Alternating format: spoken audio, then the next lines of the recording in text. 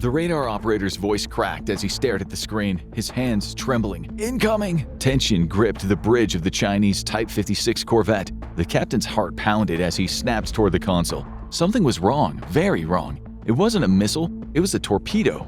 The operator's face twisted in horror at the realization, but it was too late. A deafening explosion ripped through the hull, splitting the ship in two, as twisted steel and fire engulfed the deck. Within moments, the corvette was gone, dragged to the depths of the South China Sea, its entire crew lost. The Chinese warship had just fallen victim to a devastating new U.S. weapon, fittingly named QuickSync, and it's a total game-changer for maritime warfare. How does it work, and what does it mean for the future of naval combat? We'll break it all down on today's episode of the Infographics Show. New U.S. bomb can turn any Chinese ship into a submarine. For decades, the U.S. has commanded the largest and most powerful military in the world. Its naval fleet is unmatched, boasting 11 active aircraft carriers, 72 nuclear-powered submarines, 32 amphibious assault ships, and 9 Ticonderoga-class cruisers. Then there's the 74 Arleigh Burke-class destroyers, 26 corvettes, and a vast array of smaller support vessels. In the skies, the U.S. Navy packs serious firepower. It operates 421 F/A-18 Super Hornets and 450 F-35 combat aircraft. They're backed by over 270 electronic warfare and surveillance planes, 140 maritime patrol aircraft, and hundreds of tankers, helicopters, transport planes, and drones. And that's just the Navy. It doesn't even account for the massive firepower commanded by the U.S. Air Force, Marines, Army, and other military branches, each bringing its own arsenal to the battlefield. This unrivaled force packs a variety of knockout punches too, with a diverse set of missiles, glide bombs, and even nuclear weapons at its disposal. But there's been a notable gap in its attack capabilities, one which QuickSync aims to address. The Navy's current arsenal includes the AIM-120 Advanced Medium-Range Air-to-Air Missile, or the AMRAAM, boasting a range of over 100 miles and a traveling speed of Mach 4. For closer encounters, the AIM-9 Sidewinder provides speeds of Mach 2.5, with an effective range of around 11 miles. For hitting land targets, the legendary Tomahawk cruise missile has a range of over 1,500 miles and can be launched from either ships or submarines. And to defend themselves against shorter-range threats, U.S. Navy ships have at their disposal the SM-2 surface-to-air missile with a range of up to 90 nautical miles and an altitude of 6,500 feet, and the RIM-7 Sea Sparrow ship-launched missile. For targeting enemy ships, there's the AGM-84 Harpoon. This weapon has a range of over 150 miles, uses active radar homing, and flies just above the water to evade defenses. But the star of the show is undoubtedly the heavyweight Mark 48 torpedo. With a length of 19 feet and a diameter of 21 inches, it's designed to be launched from submarines. Equipped with a 650-pound warhead, the original version weighs over 3,400 pounds. Meanwhile, the adapted Mark 48 AdCap weighs close to 3,700 pounds and travels at reported speeds of 40 to 55 knots. It can be operated at depths between 1,200 and 3,000 feet, and with an effective range of over 5 miles, this weapon is built for precision strikes. Updates in 2006 had made it even deadlier, featuring enhanced effectiveness against surface ships and reduced vulnerability to enemy countermeasures. It's probably the most destructive conventional anti-ship missile on the planet. But it has one crucial shortcoming. When a U.S. Navy submarine fires a Mark 48, it reveals its position to the enemy radar. At a distance of under 5 miles, the torpedo's target is likely to be successfully hit and destroyed. But the submarine that fired it is now vulnerable to other enemy ships and anti-ship munitions fired from the air, sea, and land. As a result, the Navy's been investigating ways it might be able to achieve the same kind of anti-ship lethality with air-launched weapons, including modified 2,000-pound class Joint Direct Attack Munitions or JDAM precision-guided bombs. The result is the QuickSync, an innovative and cost-effective new weapon that combines elements of a cruise missile and a torpedo. It breathes life into the old military adage that there are only 2 types of ships, targets and submarines. And this new bomb may be a game-changer, given the changing face of threats the Navy must confront.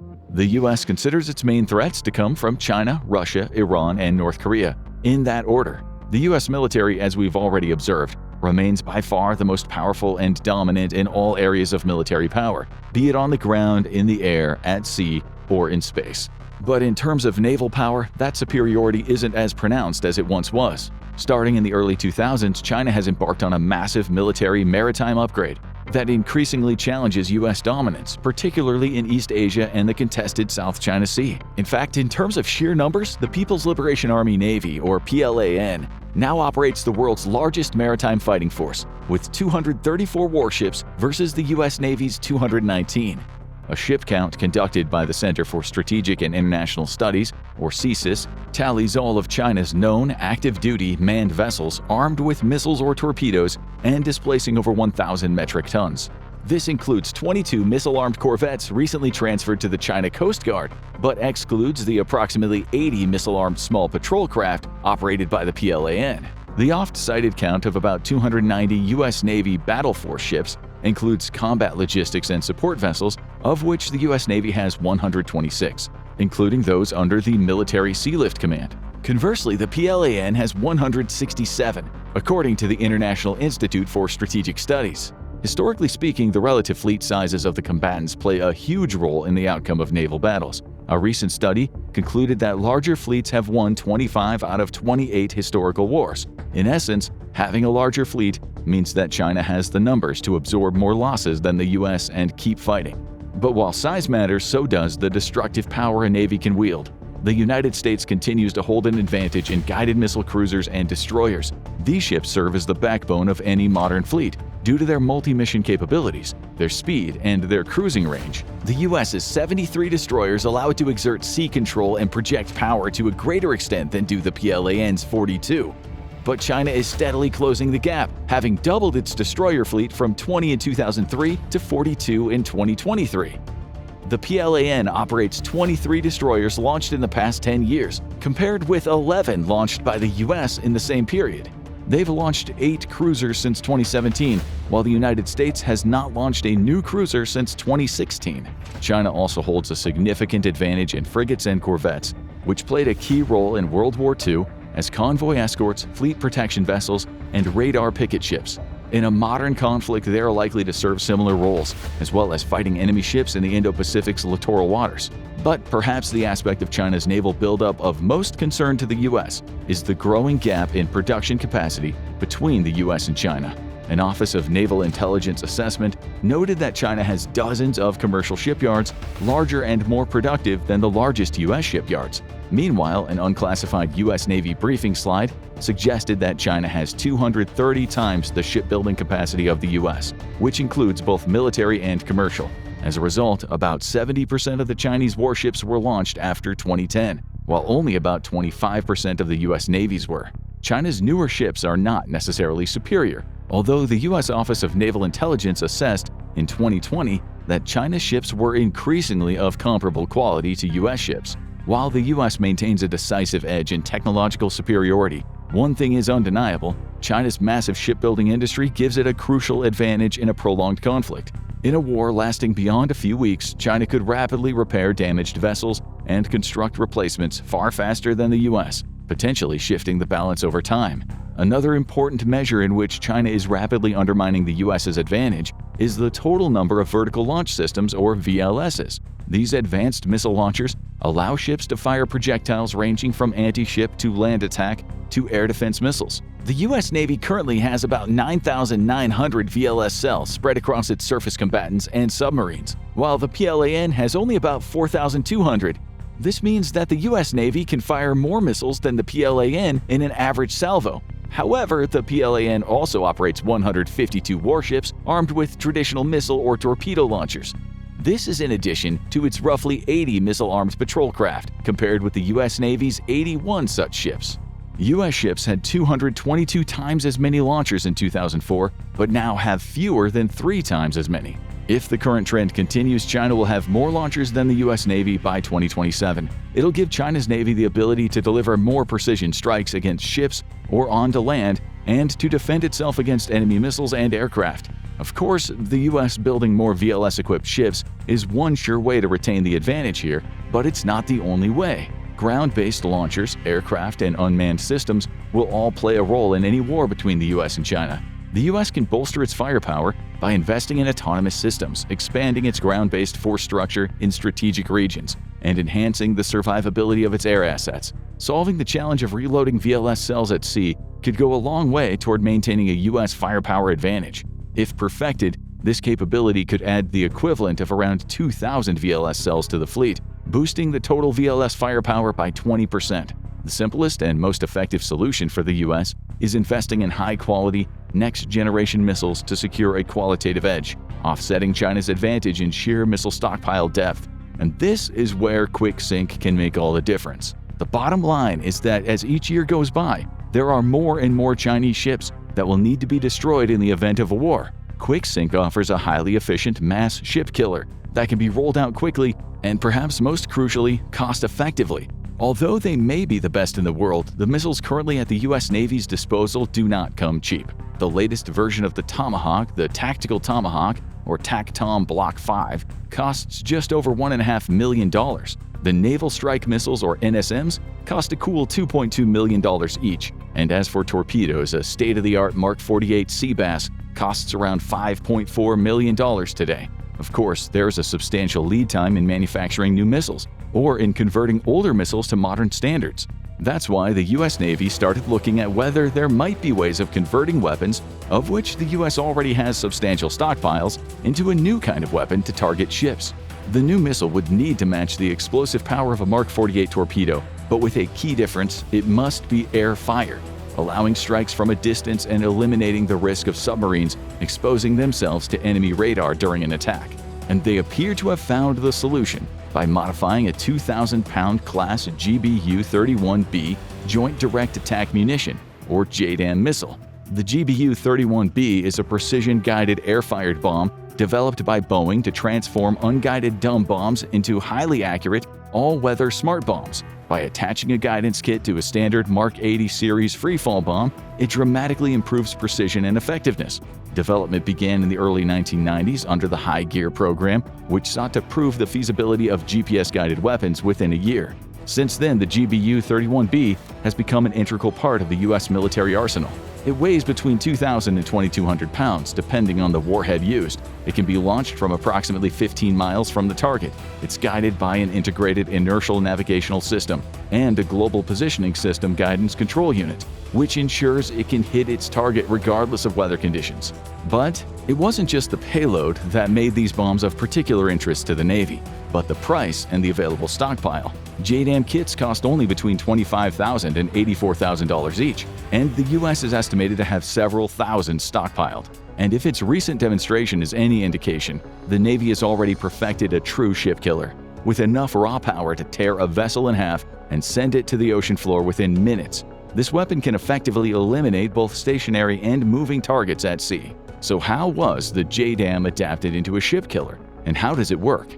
The QuickSync bomb is built with advanced components designed for precision strikes. At its core is a seeker head that combines a radar seeker and an imaging infrared or IIR camera housed in the bomb's nose and a fairing on the side. This dual seeker system allows the QuickSync to locate and track maritime targets with deadly accuracy, even in GPS-degraded environments. The QuickSync bomb also incorporates the JDAM guidance kit, enhancing its precision and effectiveness. This kit includes a tail section with aerodynamic control surfaces, a combined inertial guidance system, and a GPS guidance control unit.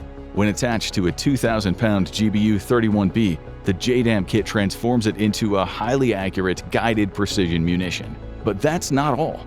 The QuickSync kit is built with a modular open architecture design, allowing seamless integration of seeker components from different manufacturers. This flexibility reduces costs, enhances performance, and ensures adaptability to both existing and future weapon systems. Put it all together, and the QuickSync transforms a standard unguided bomb into a powerful all-weather anti-ship weapon, capable of delivering a devastating payload to sink maritime targets. The way that the QuickSync works is also pretty ingenious, starting as a guided missile and more or less becoming a torpedo by the time it impacts the target. After launch, the weapon relies on its tail kit to glide toward the target area, guided by pre-programmed coordinates from the launch aircraft and onboard sensors. Once it approaches the target area, the weapon then shifts to the QuickSync seeker to locate the target ship and determine its speed and heading. The use of an independent seeker system means that the weapon could potentially still lock onto a target if it appears within the envelope of the radar and IR camera. Whatever the conditions, the weapon course corrects onto a trajectory where it hits the water and then detonates near the hull below the waterline.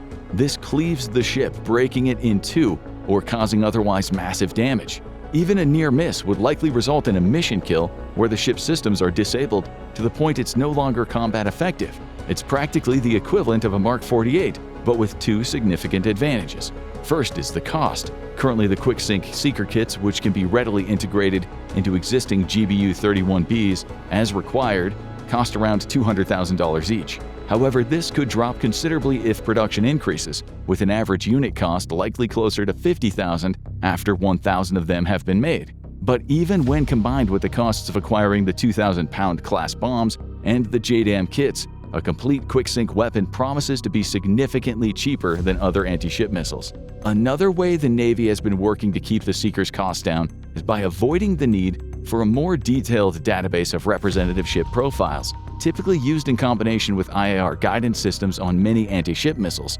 The QuickSync Seeker is designed to spot and lock onto the target ship based only on its length. This raises concerns about just how robust the Seeker is and about the risks of it zeroing in on the wrong target, especially in a more congested maritime environment. But the Air Force is convinced that highly detailed length data, plus the initial target identification and queuing that the weapon requires, will mitigate any such issues. The second advantage is the ability to rapidly deploy them in significant quantities anywhere in the world, something that is just not possible with the Mark 48. The Mark 48 must be fired from submarines, and the U.S. only has between 8 and 10 of its fleet actively deployed at any time. By contrast, the QuickSync can be fitted onto a wide variety of U.S. fighters and bombers hosted at any U.S. base or on any U.S. aircraft carrier. It makes it much quicker and easier to deploy to combat zones in a variety of theaters simultaneously. But it's important to note that the Air Force has not presented QuickSync as any kind of replacement for the Mark 48 or any other anti-ship weapons. Whatever its ultimate capabilities might be, the idea is to create a new, additional low-cost, flexible anti-ship tool that can be readily carried by a wide array of existing tactical jets, including F-35A Joint Strike Fighters and B-52H bombers. It's exactly the kind of affordable, easily deployable, versatile, and highly destructive weapon that the U.S. will need to take on the Chinese fleet if war broke out. One possible limitation is that the JDAM only has a range of around 15 miles, depending on the altitude at which it's released, meaning it has only limited standoff capability. This could make the QuickSync more complicated to employ, even from a stealthy platform, in high-risk scenarios. Unfortunately, 15 miles is deep within most major naval anti-air threat rings, making the JDAM susceptible to naval close-in air defense systems. This could drastically reduce the range of targets it could hit, with better defended high-priority targets likely requiring a more sophisticated solution. QuickSync isn't just designed for warships and advanced defense systems, it has a much broader role on the battlefield. Those bombs can also be deployed against lower-risk but strategically valuable targets, such as logistics and support vessels. By eliminating these secondary targets, QuickSync frees up longer-range, more advanced munitions for high-priority threats, ensuring maximum firepower where it matters most. They could also be used to attack transport and container ships, causing severe economic damage to China alongside military damage. There are also available wing kits that can extend the range of JDAMs that could be used on QuickSync bombs. As we've seen, the QuickSync has been designed with modularity and adaptability as a core feature. QuickSync is yet another major headache for the plan, adding to an already growing list of U.S. naval advancements. Alongside the AGM-158C long-range anti-ship missile and the new airdropped standoff naval mines for the B-52H, this weapon further strengthens U.S. maritime dominance. If it proves to be as robust and reliable as the initial tests have demonstrated, it could be the game-changer in the developing battle for naval dominance between the U.S. and China. But what do you think? Do you think QuickSync has the capacity to change the scope of maritime warfare? Let us know in the comments. Now go check out most deadly U.S. military weapon right now, or click on this video instead.